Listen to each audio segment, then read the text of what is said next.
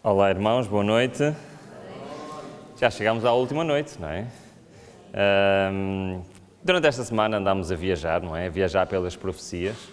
E hoje estamos a chegar à parte final das profecias. Mas eu queria vos dizer uma coisa, que é, desde o último sábado, que o Senhor me tem vindo a incomodar, que quer que eu pregue sobre outro assunto amanhã e não sobre o assunto que estava planeado, ok? Por isso, eu vou tentar fazer uma coisa, que é, hoje eu vou tentar andar um bocadinho mais rápido e falar também da mensagem que eu ia falar amanhã e depois amanhã falarmos de outro assunto, pode ser? Isto é se eu conseguir, se o relógio me deixar. Se eu vi que não tenho tempo, o plano mantém-se como estava. Mas vamos ver então o que é que acontece, está bem? Pode ser? Então vamos começar pela ressurreição especial e se tivermos tempo ainda vamos falar um bocadinho sobre os 144 mil. Já estão habituados, não é, que eu costumo começar por um pequeno resumo, certo? Então o que é que nós vimos ao longo desta semana? Vimos 5 leis dominicais, ok? Estudámos Apocalipse 13 e vimos que, semelhantemente ao passado, no futuro também teremos 5 leis que vão restringir a liberdade religiosa para aqueles que querem servir ao Senhor de acordo com aquilo que são os mandamentos da Bíblia. E é interessante que nós vimos, passo a passo, cada uma destas leis, quais os argumentos, qual a sua ordem, como é que iam ser implementadas, certo?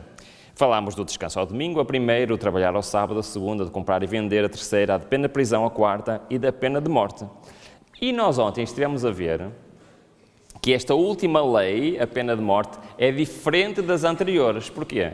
Porque ela vai ser assinada, não para ser efetuada logo, mas para ser executada passado um período de tempo, ok? E quando chegar o dia da execução, afinal, o povo de Deus vai ser salvo e quem vai ser destruído são os inimigos do povo de Deus. Então nós vimos pela profecia que isso coincide então com a 7ª e a última praga, que é a destruição de Jerusalém. Ou seja, o decreto de morte e as 7 pragas vão estar a acontecer simultaneamente. E este será mais ou menos o último ano da história deste planeta. Então, quando nós estudamos as 7 pragas, costumamos, normalmente a seguir, nós falamos naquilo que é a grande esperança que nos move a estarmos aqui hoje, que é o que é. Como diz em Hebreus 9:28, assim também Cristo foi oferecido em sacrifício uma única vez para tirar os pecados do mundo e aparecerá o que é? Segunda vez.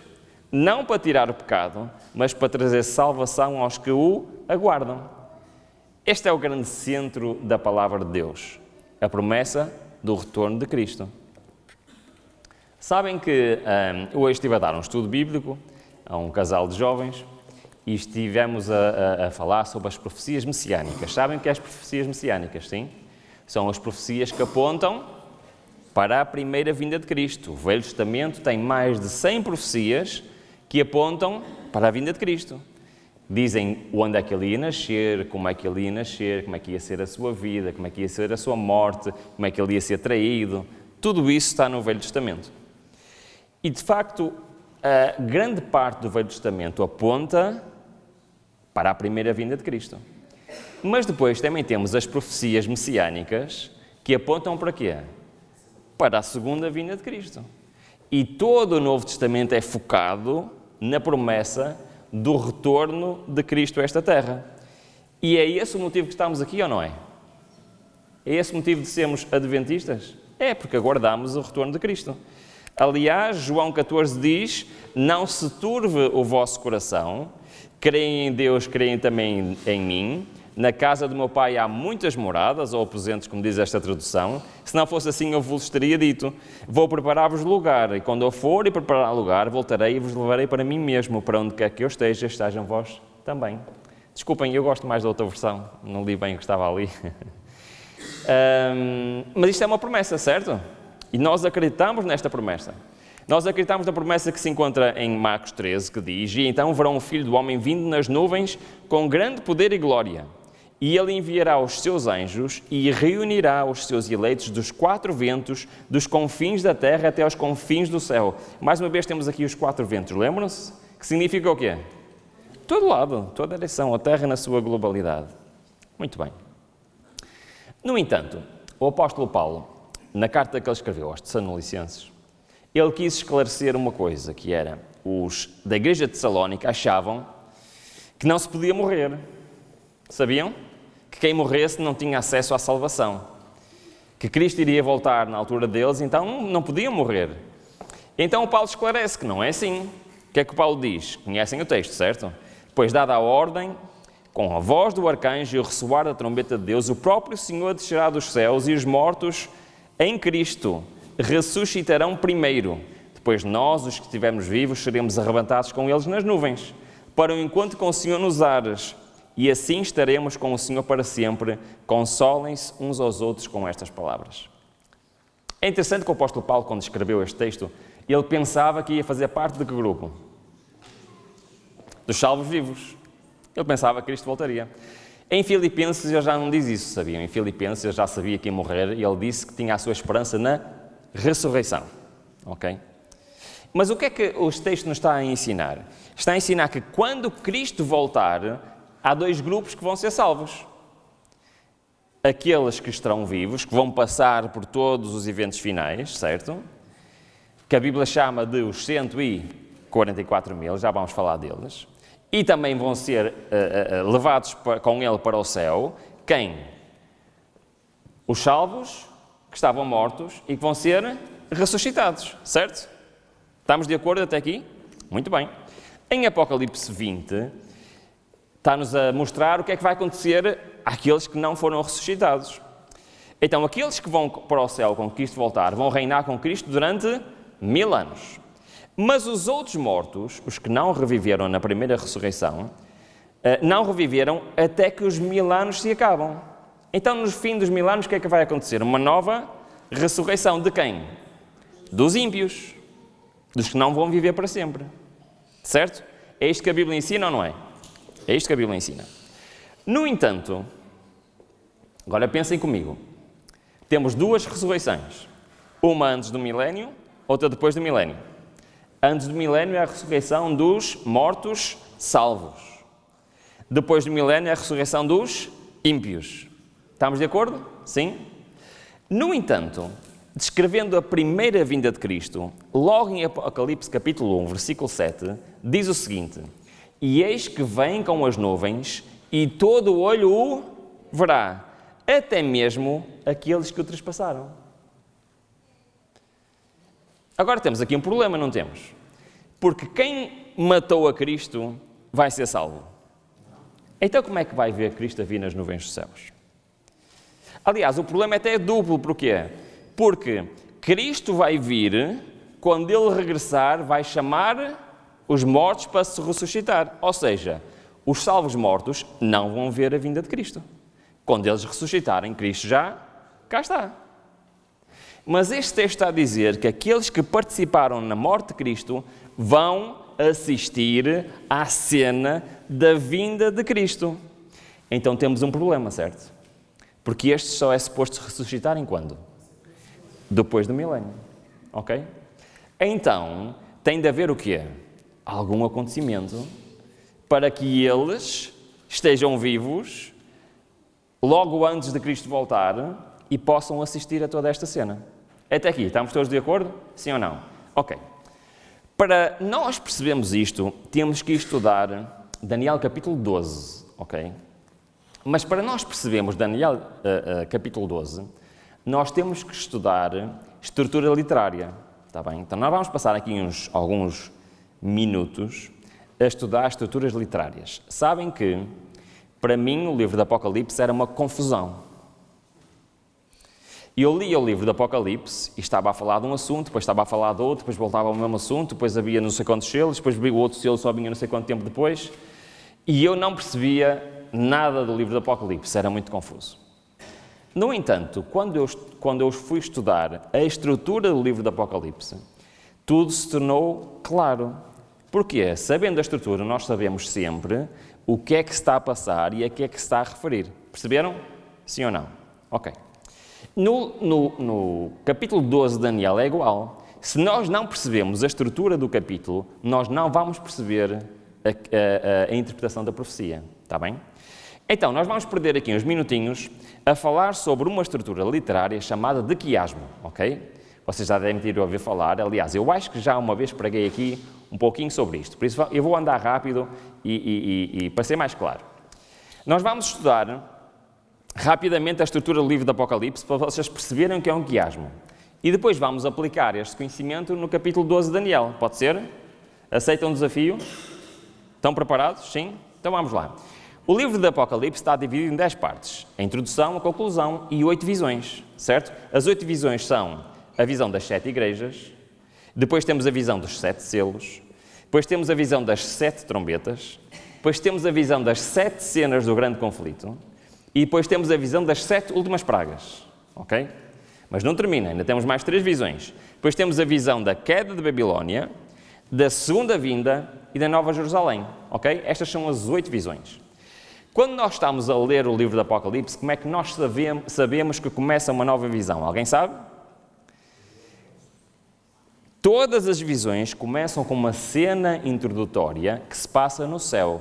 Ou seja, quando João diz assim, e olhei e vi, e começa a descrever alguma coisa no céu, então quer dizer que começa o quê? Uma nova visão. Perceberam? Ok.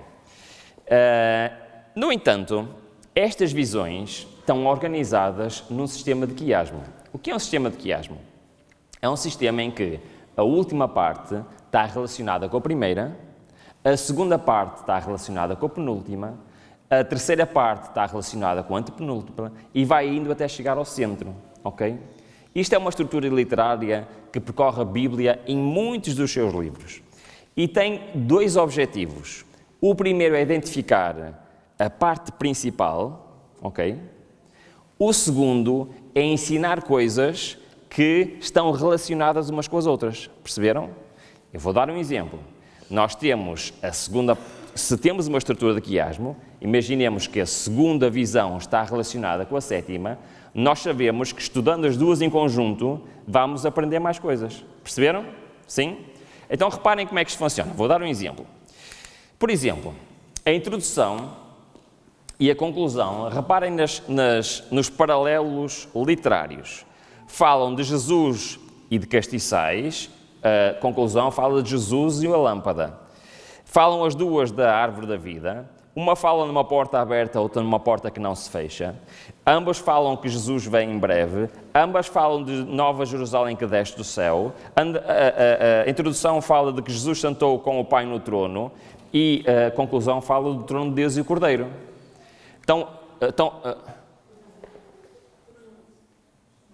Ok, eu já estava a ler a outra. Peço desculpa. Vou refazer. O que é que fala a introdução e conclusão? Reparem bem, ambas falam de quê? Falam do testemunho de Jesus, o outro Jesus para vos testificar. Um fala, nós já lemos estes versículos, bem-aventurado aquele que lê, que ouve e que guarda. Em conclusão diz, bem-aventurado aquele que guarda. Depois temos na introdução, eis que vem, na conclusão, eis que venho, e ambas falam de, eu sou o alfa e o ômega. Então, o que é que vocês acham? Estão relacionados, sim ou não? Sim. Agora eu não vou ler que já li. Isto é o primeiro com a oitava. O que é que vocês acham? Estão relacionados? Sim. A segunda com a sétima, temos exatamente a mesma coisa. Reparem, porta aberta no céu, céu aberto. Um cavaleiro branco, seguido de cavaleiros às cores. Um cavaleiro branco, seguido de cavaleiros brancos. Almas de mártires debaixo do altar pedem um julgamento. Almas de mártires nos tronos participam no julgamento. Vestidos brancos, reis generais. As linguagens são as mesmas? São as mesmas. A segunda e a sétima visão. A terceira e a quinta é exatamente igual. Terra, mar, rios, fontes de águas, sol, trevas, rio Eufrates, grande voz. Parece estar a falar das mesmas coisas, certo? Mas são visões diferentes. E a quarta e a sexta, exatamente o mesmo. Temos aqui a comparação entre duas mulheres, temos a besta com 7 cabeças, temos a mulher no deserto, os filhos que guardam os mandamentos de um lado, as mulheres são prostitutas do outro, testemunho de Jesus, queda da Babilónia. O que é que quer dizer isto? Isto quer dizer que as profecias de Apocalipse estão organizadas numa estrutura, ok? E quando nós vemos o relacionamento entre uma e outra, nós podemos depois fazer a estrutura e vemos que ela forma um quiasmo. E no centro temos o quê? Temos os assuntos mais importantes. E os assuntos mais importantes são a visão do grande conflito e da queda da Babilónia. E sabem que interessante? É exatamente os temas que nós falamos esta semana. Porquê? Porque nós vivemos na parte mais importante do livro de Apocalipse. Nós vivemos no centro do livro do Apocalipse. É verdade que as visões para a frente estão no futuro, estão. A segunda vinda está no futuro, a Nova Jerusalém está no futuro, a queda da Babilónia está no futuro, as últimas pragas estão no futuro. Mas as que estão para trás já estão no passado, ou seja, nós estamos exatamente a viver na altura crucial, fulcral do livro do Apocalipse. Ok, o quiasmo, já perceberam que é um quiasmo? Sim? Muito bem. Agora, quando nós estudamos Daniel, capítulo 12, ele está organizado exatamente na mesma estrutura. Na estrutura de um quiasmo, está bem? Só que nem sempre é tão evidente, porque às vezes os temas parecem que não são iguais. Porquê? Que é para nos ensinar que há assuntos que estão relacionados e temos que aprender mais sobre eles. Ok? Então vamos lá. Vamos fazer o processo. Nós vamos começar pelo centro e depois vamos andando para trás e ver se os assuntos estão relacionados. Pode ser? Então vamos lá. No centro do livro de Daniel é a segunda parte do versículo 7, que diz assim: o qual levantou ao céu a sua mão direita e a sua mão esquerda e jurou por aquele que vive eternamente que isso seria para um tempo, tempos e metade de um tempo, e quando tiverem acabado de espalhar o poder do povo santo, todas estas coisas serão cumpridas. Fácil, não é? O que é que diz o texto? Vamos lá, vamos com calma. O que é um tempo, tempos e metade de um tempo? Têm que saber. 1260 anos, certo? Agora reparem bem o que é que o texto está a dizer. Está a dizer o quê? Que quando tiver acabado de espalhar o poder do povo santo, foi isto que aconteceu durante 1260 anos ou não foi? A autoridade que perseguia o povo de Deus foi ou não foi? Quando acabar, quando é que acabou? 1798, muito bem. Quando acabar, todas as coisas serão cumpridas. Ou seja, este versículo está a dizer o quê? Que os acontecimentos de Apocalipse, de Daniel, capítulo 12, vão se cumprir quando? Depois de 1798. Só foi uma irmã que respondeu, mas perceberam todos? Sim ou não? É isto que está a dizer. O que está no capítulo 12 de Daniel vai se cumprir no final dos 1260 anos, ou seja, após 1798. Até aqui, estamos bem? Sim? Ok. E este é o centro do capítulo. É informação muito importante para compreendermos todo o capítulo. Agora vamos ver o quiasmo. Pronto, já vimos o centro, vamos ver o quiasmo. Reparem, o versículo 5 e 6 e o versículo 7 e 8. Vamos ler. Primeiro do lado esquerdo, do 5 e 6. Diz assim: e disse, pronto, Daniel olhou e viu um homem, não é? E disse ao homem vestido de linho que estava sobre as águas do rio: quando será o fim destas maravilhas? No 7 e 8, depois do centro do quiasmo, reparem no que diz: e ouvi o homem vestido de linho que estava sobre as águas do rio, e eu pois ouvi e não entendi, por isso eu disse: Senhor, qual será o fim destas coisas? Temos a mesma pergunta ou não temos? Temos a mesma cena ou não temos? Está relacionado um com o outro, sim ou não? Qual é a resposta à pergunta? Exatamente. A pergunta que ele fez, quer antes, quer depois, é a mesma: ó Senhor, quando é que vai ser? Quando é que vai ser o fim destas coisas? E o que é que o anjo respondeu? Depois de 1798. Até aqui. Estamos bem? Ok, vamos continuar o quiasmo. Então, para já, nossa primeira comparação. Acham que está certo? Sim? Parece-vos que está uma coisa relacionada com a outra? Vamos ao segundo, versículo 4 com o versículo 9. Do lado esquerdo diz: e tu, Daniel, encerra as palavras e sela este livro até ao fim do tempo. E o que é que diz do lado direito? E ele disse: vai, Daniel, porque estas palavras estão fechadas e seladas até ao tempo do fim. É paralelo isto ou não é? Sim. mais uma vez, o que é que o anjo está a dizer? Que não vão conhecer a interpretação das profecias até quando? 1798. Foi isso que aconteceu, não foi? Depois de 1798 é que houve o redescobrir das profecias de Daniel e também as profecias do Apocalipse. Muito bem, vamos continuar. Até aqui está. Vamos a mais um. Versículo 3 com o versículo 10. Do lado esquerdo temos então os que forem sábios, pois resplandecerão com o fulgor do firmamento, e os que muitos ensinam a justiça com as estrelas sempre eternamente. Do lado direito, muitos serão purificados e embranquecidos e provados, mas os ímpios permanecerão impiamente, e nenhum dos ímpios entenderá, mas os sábios entenderão. Parece-vos linguagem paralela aqui, sim ou não? E o que é que está basicamente aqui o anjo a dizer a Daniel? Que há uns que são sábios, que vão o quê? A entender, e os outros não vão entender. É interessante, não é? Ok. Então, até aqui, nós podemos concluir que o capítulo 12 de Daniel forma uma estrutura literária chamada de quiasmo, certo? E muitas vezes esta estrutura é usada para relacionar assuntos que, de alguma forma, parecem que não têm nada a ver, porque nos querem ensinar alguma coisa. Então vamos à parte do fim, para ver se entendemos o início e o fim do capítulo, que diz o seguinte, do lado esquerdo. E naquele tempo se levantará Miguel, o grande príncipe. Quem é que é Miguel? É Jesus. Que levanta a favor dos filhos do seu povo. E haverá um tempo de angústia qual nunca houve. Está a falar de quê? Está a falar do que falámos ontem, certo? Do tempo das 7 pragas. Muito bem. E continua. Desde que houve nação até aquele tempo. Mas naquele tempo livrar-se-á o teu povo todo o que se achar escrito no livro. Está a falar de quê? Daquilo que estudamos ontem, não é? Vai haver um tempo de angústia e o que é que vai acontecer ao povo de Deus? Vai ser libertado. Por isso está a falar de quê?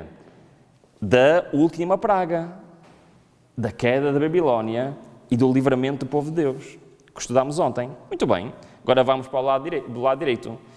Tu, porém, vais descansar ao fim, porque descansarás e levantarás a tua herança quando? O que é que o anjo estava a dizer a Daniel? Daniel, olha, estás-me a fazer estas perguntas, mas tu vais o quê? Tu vais descansar, vais adormecer e depois vais ressuscitar. Certo? É o que ele está a dizer. Mas, continua. E desde o tempo em que o sacrifício contínuo foi tirado e posta a abominação desoladora, haverá 1290 dias. Hoje não vamos estudar esta profecia, está bem? Vamos estudar a outra que vem a seguir. Mas elas estão relacionadas. Então, o que é que ele está a dizer? Está a dizer do lado esquerdo e do lado direito acontecimentos relacionados com os eventos finais. Certo? Está a falar sobre isso. E logo a seguir, nós vemos, e este é o texto que nos interessa, o versículo 2 com o versículo 12. Olha, reparem. Todos os outros versículos estão relacionados, a falar dos mesmos assuntos. Olha, reparem o que é que diz este. Do lado esquerdo. E muitos dos que dormem no pó da terra ressuscitarão, uns para a vida eterna, outros para a vergonha e desprezo eterno. E do lado direito diz o que é? Bem-aventurado o que espera e chega até aos 1335 dias. Agora ficou confuso, não é? Mas vamos lá. O que é que estamos a falar do lado esquerdo? Reparem, o texto anterior estava a falar de quê? Das pragas e depois do livramento, certo? E agora qual é o acontecimento a seguir? O que é que nos diz aqui? E muitos dos que dormem do pó da terra ressuscitarão, um para a vida eterna e outro para a vergonha e desprezo eterno.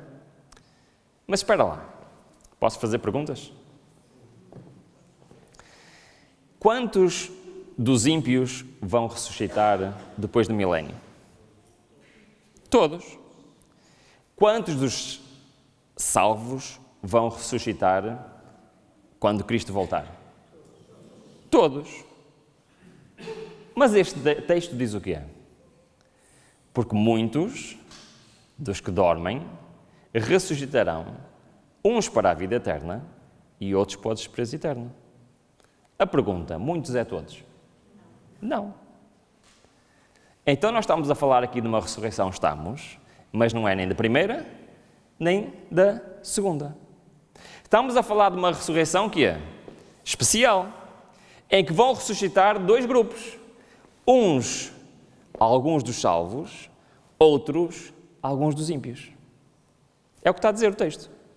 E depois, como nós estudamos o texto com o quiasmo, nós olhamos e vemos a parte paralela deste texto, é uma profecia muito estranha.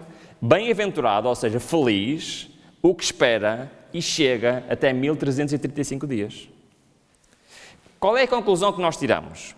É que a profecia dos 1335 dias está relacionada com o quê? Com a ressurreição especial. Mas, Rubens, espera lá. Desde 1844 não há mais nenhuma data e profecia. É verdade, não há mais nenhuma data. Esta profecia cumpre-se antes de 1844. Mas, Ruben, não está a fazer sentido nenhum.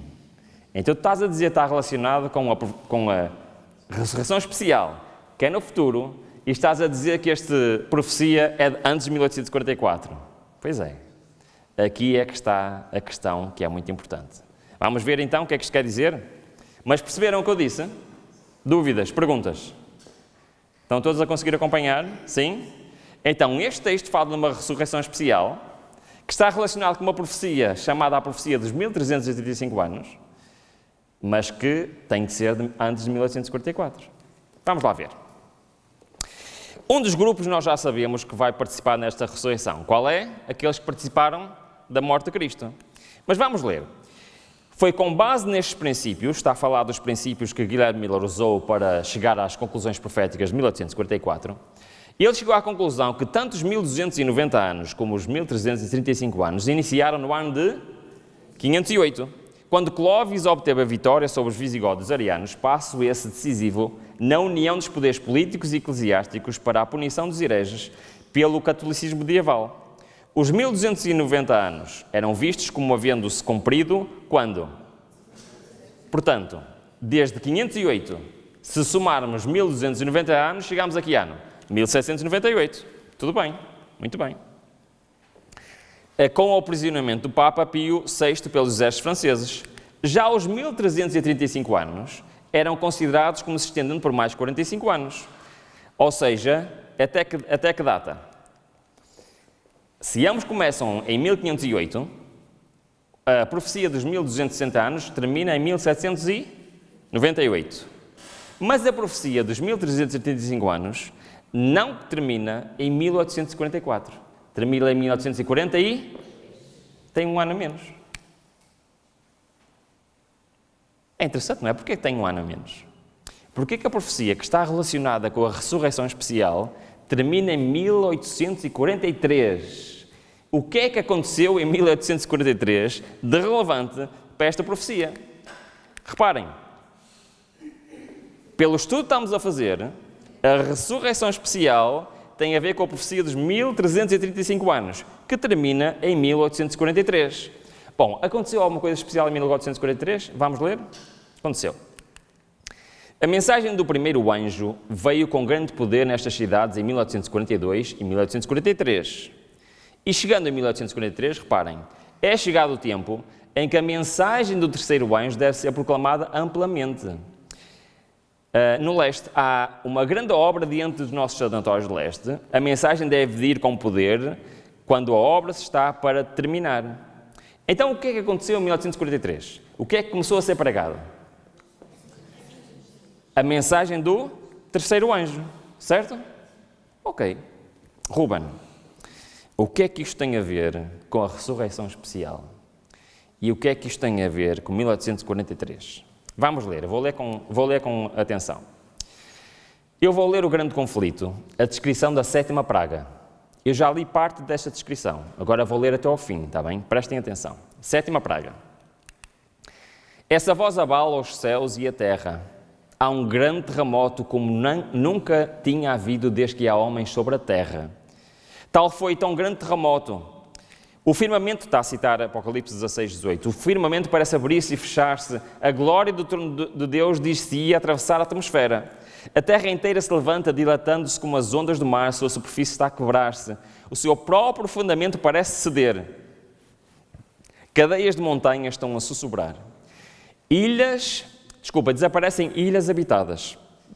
Os portos marítimos que pela iniquidade se tornaram como Sodoma são tragados pelas águas enfurecidas. Lembra-se de ler este texto? Só que o texto continua e ele diz o que é que vai acontecer logo a seguir à sétima praga. Querem ver?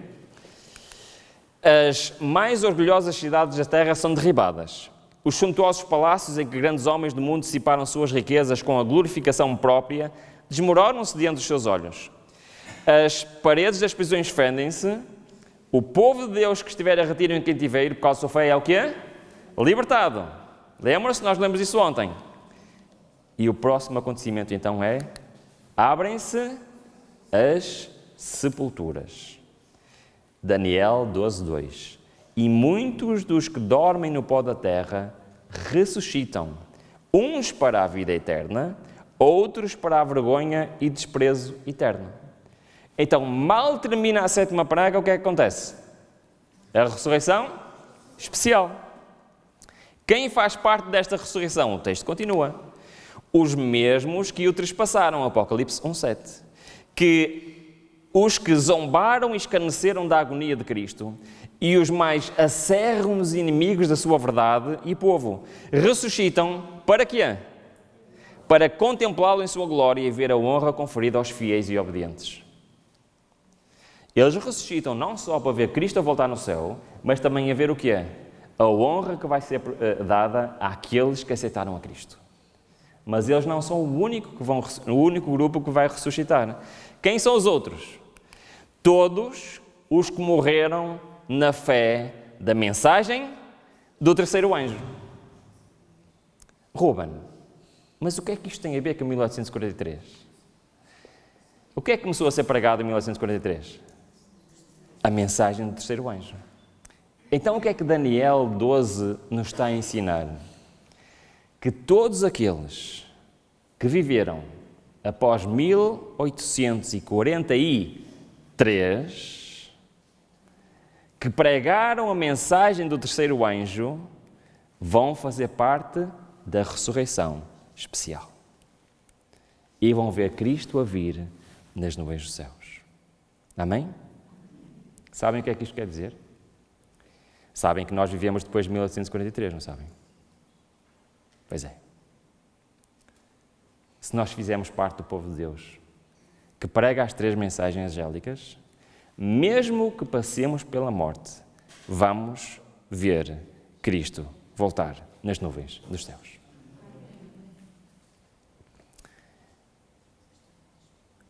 Vamos ter o privilégio de ver as cenas finais. Vamos ter o privilégio de ver Cristo voltar. E esta é a profecia de Daniel, capítulo 12. É isto que a profecia nos está a dizer. E por isso temos os 1335 anos, está-nos a dizer, a partir dessa data, estas pessoas vão fazer parte da ressurreição especial. Bom, ainda temos 20 minutinhos, não é? Por isso eu vou tentar fazer um resumo da mensagem dos 144.000, pode ser? Ainda estão com coragem? Após estamos aqui a fazer estruturas literárias e tal. Irmãos, isto é assim, não sei se repararam, mas eu podia simplesmente ter lido esta citação de profecia e estava resolvido o problema, não é? Mas nós andámos a dar esta volta toda para chegarmos à conclusão, pela Bíblia, que isto é uma profecia e uma doutrina bíblica, ok? E é isso que Daniel 12 nos está a tentar ensinar. Vamos lá, quem são os 144.000? Os 144.000 estão descritos em Apocalipse 7 e Apocalipse 14, ok? Faz parte do que nós estamos a falar. Então fala que o número de selados são 144.000, todas as tribos de Israel. Fala que eles estão vestidos de vestes brancas, que vieram da grande tribulação. Mais uma vez, o que é a grande tribulação? É as cenas finais dos eventos finais, ok? Por isso vão ser parte daqueles que vão presenciar todas essas coisas. Mas, que é que diz mais? Diz que levaram as suas vestes, que as branquearam no sangue cordeiro. Diz agora em Apocalipse 14, mais uma vez, que são os 144 mil. Diz que foram comprados da terra, no versículo 3. No versículo 4 e 5 diz que não são contaminados com as mulheres, são virgens, que seguem o cordeiro, que são as primícias, que a sua boca não se achou engano e que são irrepreensíveis. Então estas são as características dos 144 mil. A pergunta é, o que é que isto quer dizer? O que é que isto quer dizer? Porque a Bíblia apresenta as suas características. Então, vamos lá ver. Diz o seguinte, primeiro, nós já vimos, passaram pela grande tribulação.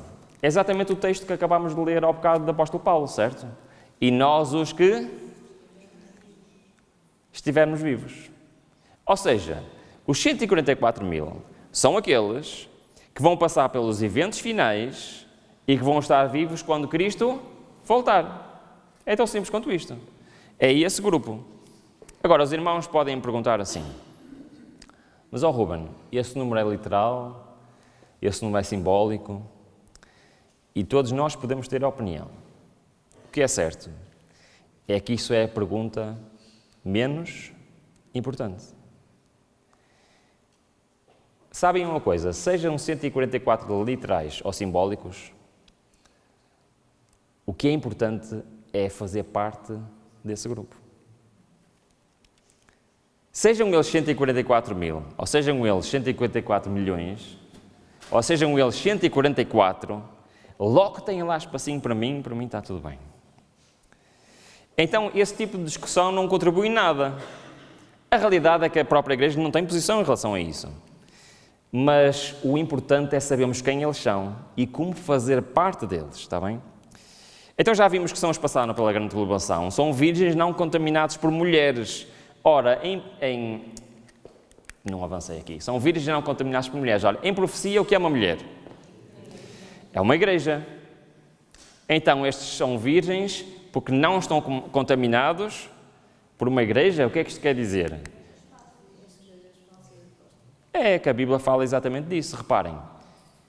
Paulo diz em 2 de Coríntios, porque estou zeloso de vós, com zelo de Deus, porque vos tenho preparado para vos apresentar, como que é? Como uma virgem pura, um marido a saber Cristo. Eu estava a falar para mulheres ou para homens? Para todos. Estava a falar para a igreja. Então eu estava a dizer que nós, como igreja, devemos ser uma virgem pura. Bom, e o que é que isso quer dizer? Os dois grupos de vigias representam duas classes que professam estar à espera do Senhor. Lembram-se da parábola das 10 virgens? São chamadas virgens porquê? Professam a fé pura. Ser virgem representa aqueles que seguem a palavra de Deus conforme está escrito. E por isso eles são virgens não contaminadas por mulheres, ou seja, por falsas doutrinas. Ok? Então, primícias. O que era uma primícia? Alguém sabe? Já estão cansados de me ouvir. O que era uma primícia? Os primeiros frutos. Isso era uma primícia. O que é que faziam aos primeiros frutos? Eles eram trazidos. Bom, vou fazer um resumo para ser mais simples. Êxodo diz claramente que as primícias eram os primeiros frutos da terra e eram levados aonde? Ao santuário. Então qual é o significado? Reparem, o significado era, as primícias eram dedicadas a Deus como santas. O que é que quer dizer santas? Eram separadas do resto para um uso especial. E eles representavam a totalidade da colheita que viria depois.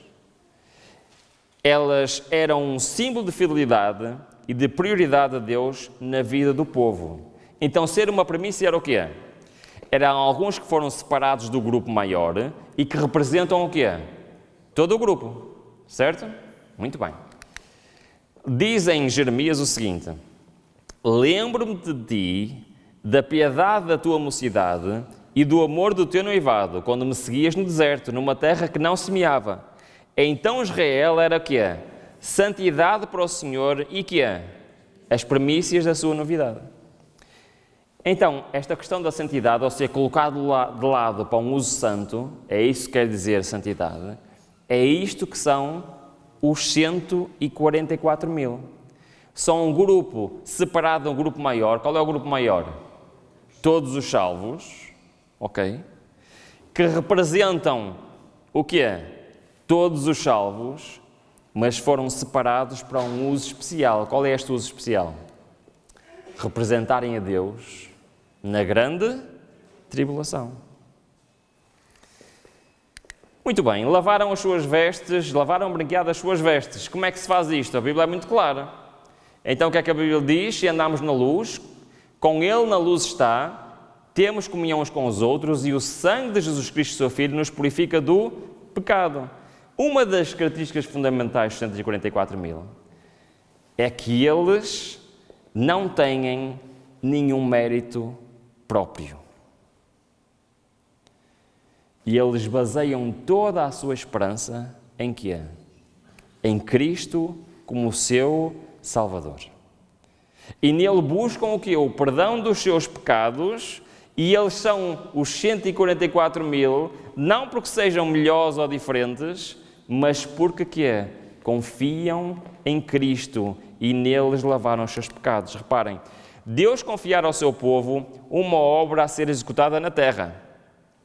A terceira mensagem angélica devia ser dada para todos os habitantes da terra receberem a advertência. O povo, reparem bem neste texto, o povo precisa purificar a sua alma pela obediência da verdade e preparar-se para estar sem falta diante dele em sua vinda.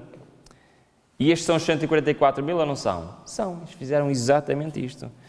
Purificaram-se, consagraram-se ao Senhor e confiam no Senhor. E então têm uma boca sem engano. É interessante que a Bíblia fala muito de boca. Sabem que a boca pode ser usada para o bem e para o mal. Em Mateus diz assim, pois a boca fala do que está cheio o coração. Eu quero fazer uma pergunta muito simples. Vocês gostavam de fazer parte dos 144.000? Então precisamos ter uma boca sem engano. Como é que nós temos uma boca sem engano? Se a boca fala daquilo que o coração está cheio, então nós temos que fazer o que é o nosso coração? Enchê-lo com alguma coisa que seja útil, certo? Como é que nós podemos encher o nosso coração com coisas boas ou com coisas más? Como é que vocês acham?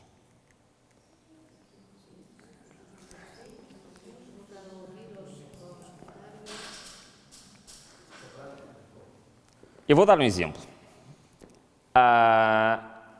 Até 2012, eu era viciado em futebol. Eu via muitos jogos de futebol, tinha todos os canais esportivos, e eu fazia um horário ao fim de semana para a minha esposa, com as horas de jogos que os meus clubes jogavam, que ela sabia que não podíamos sair de casa naquelas horas, tínhamos de estar em casa. Ok? Eu gostava muito daquilo. O que é que vocês acham que era o meu tema preferido de conversa durante a semana? Porquê? Porque o coração fala, porque a boca fala, do coração está cheio, certo? Eu não vejo futebol desde 2012, ok? Foi algo que está no meu passado, é coisa que eu já não sigo, não acompanho. Acham que eu hoje tenho conversa sobre esse assunto? Eu nem sequer sei quem são os jogadores, nem sei quem são os... Certo? Então, nós conversamos daquilo que o coração está cheio. Ou seja, nós conversamos daquilo que nós vemos e ouvimos. Certo ou errado? Então, o que é que os 144.000 decidiram para não ter uma boca sem engano? Bom, vamos lá. Eu vou ler. Acho que é mais simples lermos. Olha, reparem bem.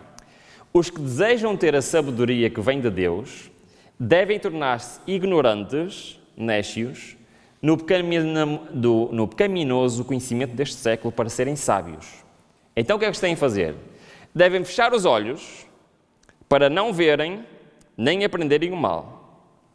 Devem fechar os ouvidos para que não ouçam o que é mau nem obtenham conhecimento que lhes mancharia a pureza de pensamentos e de ação. Devem guardar a língua para que não profiram palavras corruptas e o engano não se encontre na sua boca. Pois é.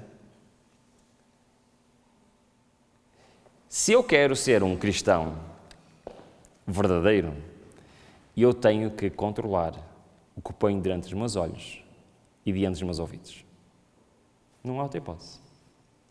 Porque nós somos transformados pela contemplação.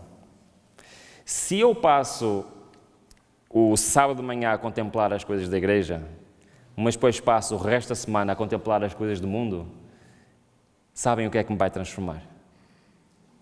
As coisas do mundo. Não adianta. Não há segredos. Na vida espiritual não há segredos.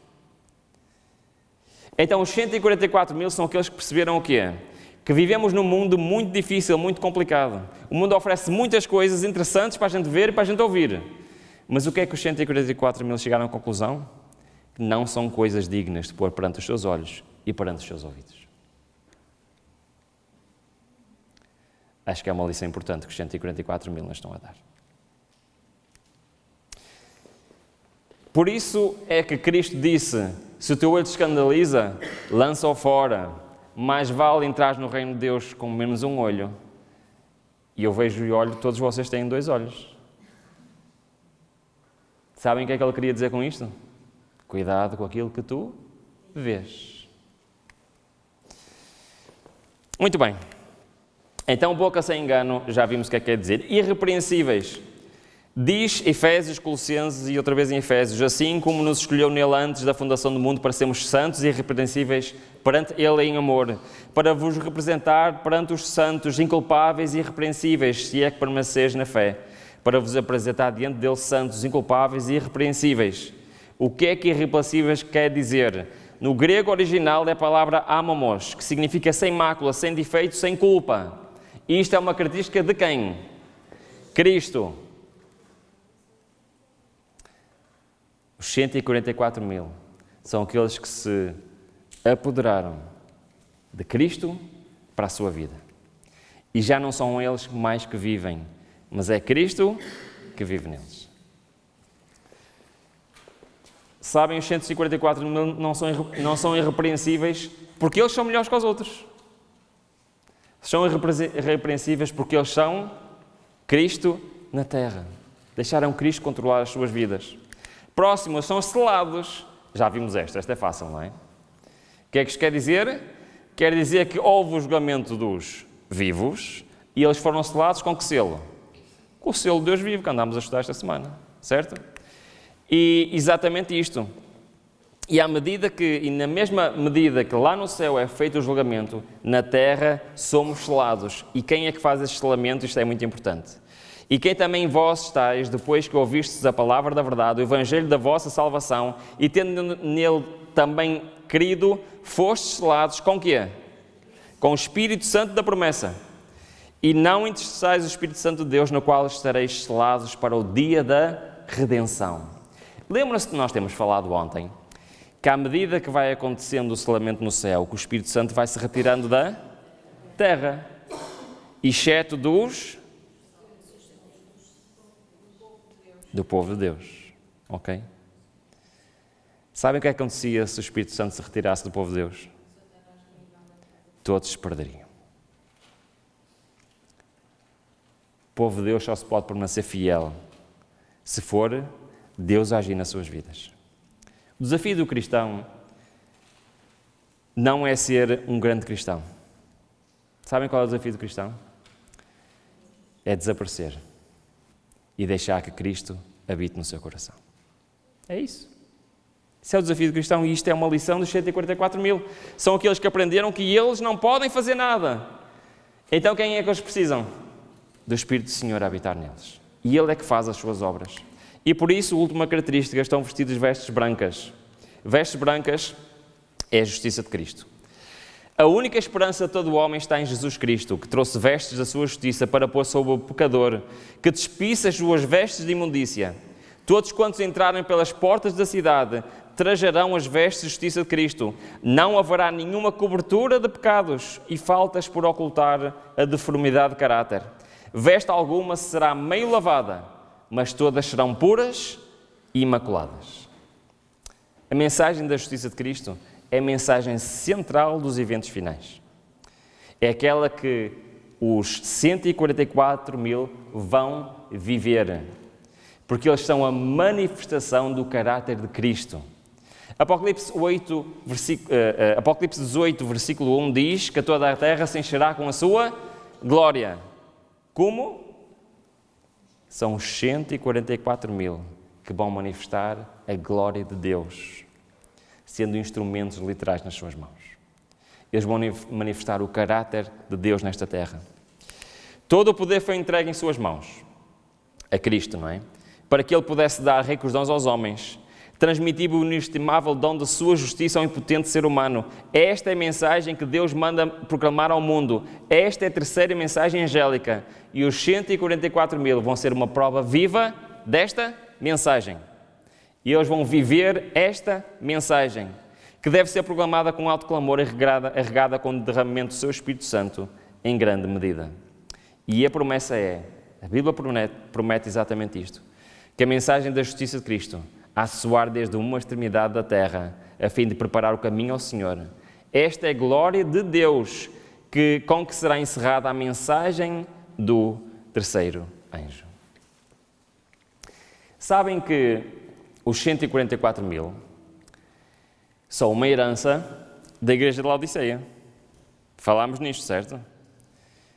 Que são o quê? A Igreja de Laodiceia passa por um processo chamado de sacudidura e transforma-se na igreja remanescente, depois vai receber uma adição de última hora daqueles que não conheciam a verdade e que se vão converter na última hora, e esse grupo forma os 144 mil. Muito bem. Agora, isto quer dizer que os 144 mil vão ser um produto de uma mensagem à igreja de Laodiceia. E lá em Apocalipse 3:20, termina com um apelo à igreja de Laodiceia. Sabem qual é esse apelo? Isto quer dizer que há uma diferença entre a igreja de Laodiceia e a igreja remanescente. Ok? Estamos a terminar. Pensem comigo. Quem está a bater à porta? Está do lado de dentro ou está do lado de fora? Está do lado de fora. Então qual é o problema da igreja de Laodiceia? É que são cristãos, aguardam a vinda de Cristo, conhecem a verdade, estão na igreja, mas Cristo está onde? Está lá de fora. A diferença entre os igrejas de Laodiceia e os 144 mil é a presença literal de Cristo em nós. Isso é feito pelo Espírito Santo, que Ele deseja habitar, deseja que nós sejamos o templo do Espírito Santo. Ora, qual é que vocês acham que é a diferença entre alguém a ter o Espírito Santo a viver nele e a não ter? Nós temos um exemplo muito prático. Dia de Pentecostes. Foi o dia em que homens que andavam com Deus, que acreditavam em Deus, que faziam tudo para fazer a vontade de Deus, receberam o quê? Houve mudança na vida deles ou não houve? O que eles fizeram a partir do Pentecostes são obras humanas ou são obras sobrenaturais? Porquê? Porque não eram eles que faziam. Os 144 mil vão ter exatamente a mesma experiência, mas como diz Ellen White, com uma porção dobrada do Espírito Santo. Eles vão ser portadores do Espírito Santo, assim como foram os apóstolos. Porque esse é o desafio para nós, como homens e mulheres. É deixarmos de ser nós e Cristo possa habitar em nós. Então, por isso é que Cristo está a bater à porta. E quando nós deixamos, que Cristo entre, reparem no que acontece. Não sei se têm a vossa Bíblia. Ezequiel 36. Vamos terminar, já está na hora, vamos terminar com estes versículos. Ezequiel 36. Deus anda a tentar ensinar este homem há milhares de anos. Mas o homem é um bocadinho teimoso, não é? E é difícil de ele aceitar. Ezequiel 36. Então vamos ler isto com calma, está bem? Vamos começar no versículo... pode ser no versículo 24. A partir de 24. Diz o seguinte: pois eu vos tirarei dentro das nações, vos congregarei de todos os países e vos trarei para a vossa terra. E agora, reparem bem, versículo 25. Então, o Senhor quer pegar no seu povo e fazer alguma coisa. O que é que Ele quer fazer? 25. Então, espargirei água pura sobre vós, para ficais o quê? Isto foi uma das características que vimos 144.000, sim ou não? Muito bem. Ficais purificados, todas as vossas imundícias e todos os vossos ídolos vos purificarei. Ou seja, o primeiro passo que Ele quer fazer a nós é o quê? Purificar-nos. Ok? Continua, segundo passo. E vos darei um coração novo. Qual é a segunda coisa que Deus quer fazer? Primeiro quer nos purificar e depois quer nos dar o quê? Isto é um símbolo do quê? Mais difícil, não é? Um caráter novo. Então nós temos purificação, é o quê? É sermos perdoados dos nossos pecados. É a justificação pela fé. Um coração novo é o quê? É sermos transformados, ou seja, santificação. Até aqui, estamos juntos? Ok.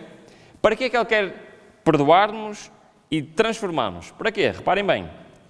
Para habitar em nós. Olha bem o que é que o versículo diz. E vos darei um coração novo, e porei em vós um espírito novo. Tirarei de vós o coração de pedra e vos porei um coração de carne. Porém em vós o meu espírito. É isto que Deus quer fazer com o ser humano, sim ou não? Por isso é que a mensagem da Odisseia é Cristo a bater à porta, porque Ele quer entrar. E porquê? Porquê é que nós precisamos não só de ser perdoados, mas precisamos ser transformados para ter o Espírito Santo em nós? Para quê? Versículo 27 diz: e farei que andeis nos meus estatutos, guardareis os meus juízos e os observareis. Está a falar de obras, sim ou não? Obras de obediência, está a falar ou não? Mas segundo este texto, quem é que obedece? Somos nós? Não. É Deus que obedece em nós. Então as obras dos 144.000 não são as obras dos 144.000. São as obras de quem? São as obras de Deus neles. É isto que Deus quer fazer com cada um de nós. A preparação para os eventos finais, irmãos. Eu disse isto todas as noites, não é? Vocês já sabem o que é que eu vou dizer. Não é quando as coisas começarem a acontecer, é hoje. É hoje que o Senhor está a bater à porta do meu coração. Porque eu sou parte da igreja de Laodiceia. E Deus quer fazer uma obra magnífica. Ele quer-me perdoar, limpar todo o meu passado, quer-me transformar, mudar aquilo que eu sou, para me poder usar. E isto é a lição mais importante que nós podemos tirar na nossa vida. É que Deus quer que nós sejamos instrumentos nas suas mãos. E isto vão ser todos os 144.000. Mas não é nessa altura que eles vão aprender. É hoje que eles vão aprender. Que o Senhor nos abençoe. Uma boa noite para todos.